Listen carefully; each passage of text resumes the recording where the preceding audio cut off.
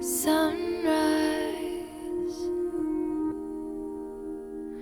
open my eyes, and I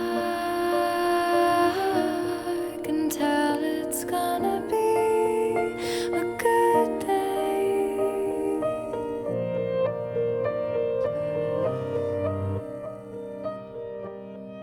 I've known Jan going on 40 years. I met Jan when I was in grade school at St. James. She's kind of like a second mom to me. I grew up with her kids and have remained friends with all of them over the years. Jan was always the cool mom.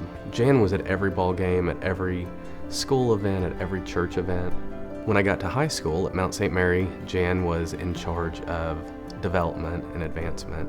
I remember that somebody from the office came and got me and said, "Hey, Jan needs to talk to you."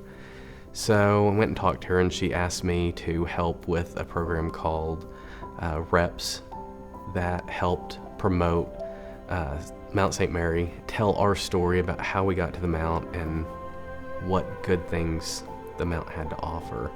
And so I did it, and that's really kind of where Jan inspired me to get involved in the community. Jan just really has the compassion for other people and the desire to help people. I think she just likes to see people succeed and be happy. It's hard not to run into Jan every few weeks if you're doing anything in Oklahoma City. So she's obviously somebody who loves Oklahoma City, loves South Oklahoma City, and has given so much of her life to this community. She has been one of those people, and in this case it's the YWCA, who's really been the face of an organization for so long it's almost hard to imagine that organization without them. She has taken it to a whole nother level, and with Oklahoma's high rates of domestic violence, we needed that, and we still need that. So I first met Jan when she reached out to me after I was elected to the House of Representatives. I served for 2 years before I was elected to the Senate, and Jan called me after I was elected. My first election, I'd never been in public office before, and she said, "Did you know that the women's shelter was in your House district?" And I said, "Yes, I think I did." And she said, "Would you like to do a tour?" And I said I would. When I went to the shelter and met Jan personally, she took me on a tour, and I learned that we had a huge problem with domestic violence, not only in the state of Oklahoma, but nationally. And I was so impressed with everything she knew and her compassion and her ability to do that kind of job, because it takes a special person with a special temperament. But I got to meet some of the women there and hear their stories and realized how far-reaching the work that they were doing there was going to be. After I toured the facility with her the first time, we went up to her office to visit some more. And she said during the course of our conversation that what they needed was a champion at the legislature. And I didn't realize at the time, but I was in the crosshairs, and she had decided it was going to be me. She was behind her desk, and I was in front of her desk sitting in a chair, and she sort of leaned over the desk and just said, she was still sitting, but she leaned over the desk and she said, this is a serious issue. And I believed it.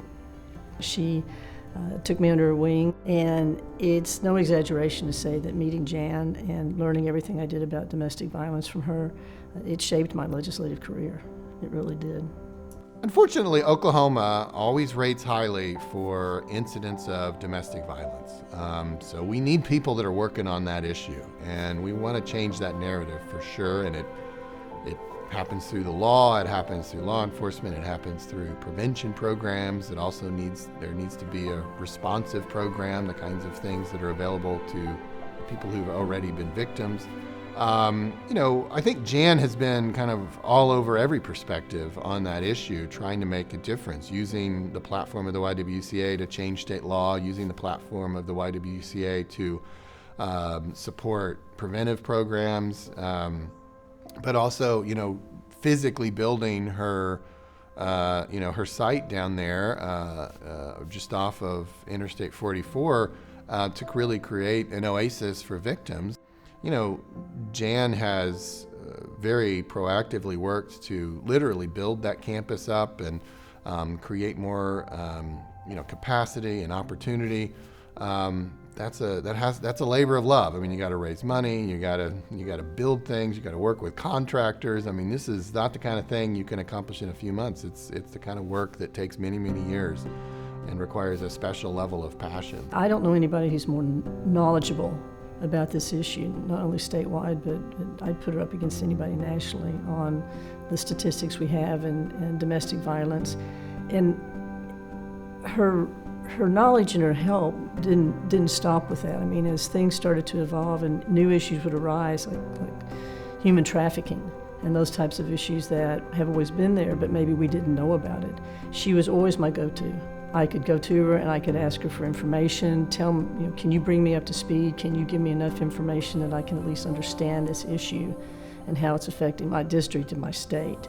And she always did that. She was always there with information and statistics, but she was very compassionate and passionate. So it was a good blend. She's the kind of person we need in any great city. People who have that desire and that zeal to just give and give and give and dedicate, in many cases, their lives really to a cause. I think it's who she is.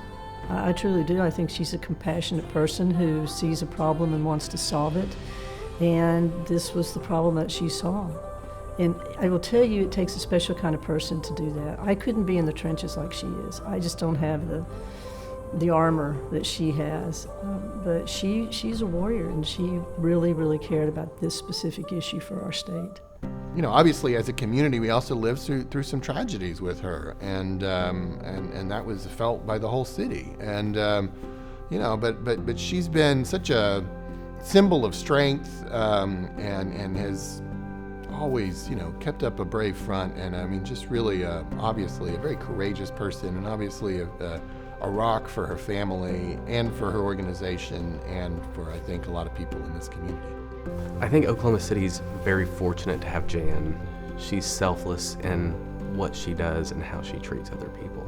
She really just wants what's best for not just the community as a whole, but every single person that makes up that community.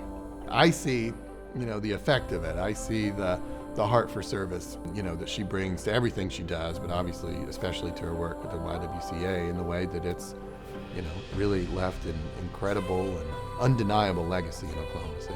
If there was one thing I could say about Jan, is that I don't have any idea, and I don't think she has any idea, how many people's lives she's touched and how many people's lives she's made different for the better.